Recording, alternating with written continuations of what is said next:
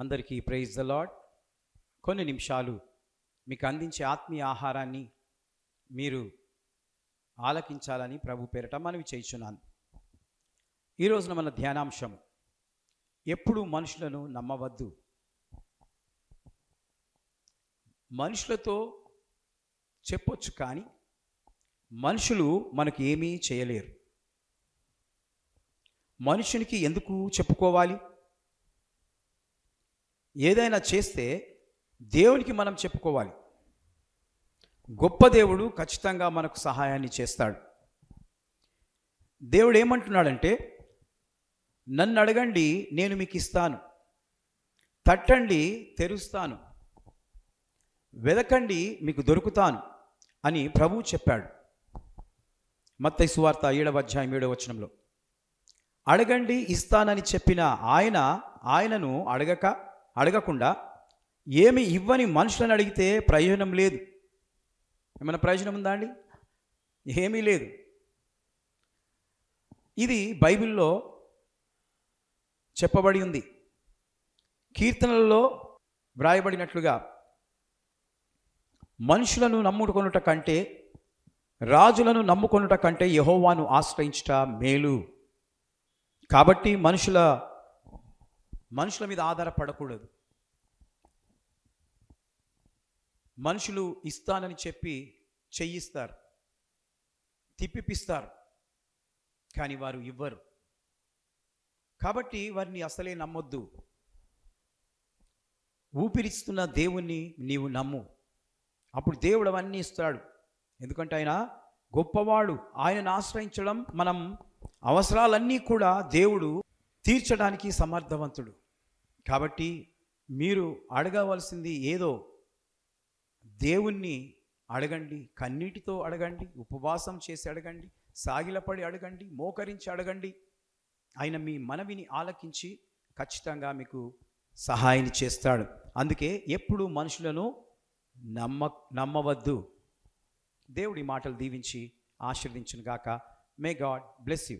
Happy birthday జరుపుకుంటున్న వారందరికీ, happy birthday జరుపుకున్న వారికి many more happy returns of the day. దేవుడు ఈ సంవత్సరమంతా మిమ్మును దీవించును గాక. God bless you. ఈరోజు మీ వాగ్దానం యెషయా గ్రంథంలో నుండి 58వ అధ్యాయం 10వ వచనం.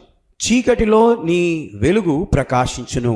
Your light will rise in the darkness. ప్రియమైనటువంటి దేవుని బిడ్డలారా, నీవు చీకటిలో నీ జీవితాన్ని గడుపుతూ ఉంటే ఈ రోజున దేవుడు నీ మీద ప్రకాశిస్తూ ఉన్నాడు.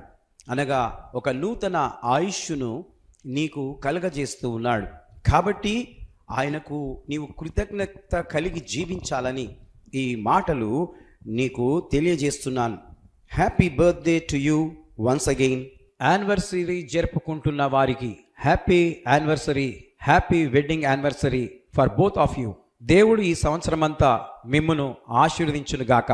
పిల్లలు గలవారైతే మీ పిల్లలను దేవుడు దీవించును గాక. ఈరోజు మీ కొరకు దేవుడిస్తున్న వాగ్దానము నిర్గమాకాండము 3వ అధ్యాయం 12వ వచనం. Exodus 3rd chapter 12th verse.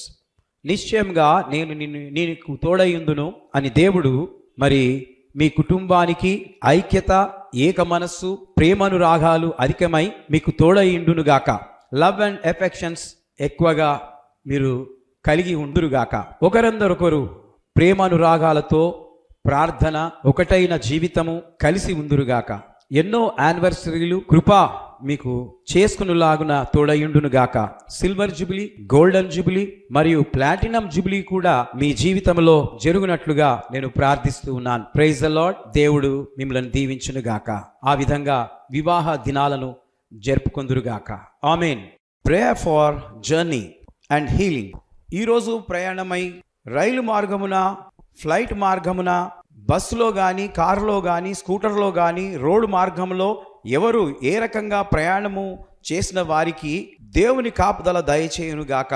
ప్రభువా, అలాగే అనారోగ్యంతో హాస్పిటల్లో ఐసీయూలో ఉన్న, గుండె నొప్పితో బాధపడుతున్నవారు, కడుపు నొప్పితో బాధపడుతున్నవారు, కాళ్ల నొప్పితో బాధపడుతున్నవారు, cancer, AIDS, TB, ulcer, hernia మరియు జ్వరము, జలుబు, దగ్గు, కిడ్నీ ప్రాబ్లం, లివర్ ప్రాబ్లం, ఎముకల ప్రాబ్లంతో బాధపడుతున్న వారందరి కొరకు యేసుక్రీస్తు నామములో వారికి స్వస్థత కలుగునుగాక అని ప్రార్థిస్తున్నాను. ఆ యేసు ప్రభుల వారి నామము బట్టి మీకందరికీ స్వస్థత కలుగునుగాక. ఆమేన్, ఆమేన్.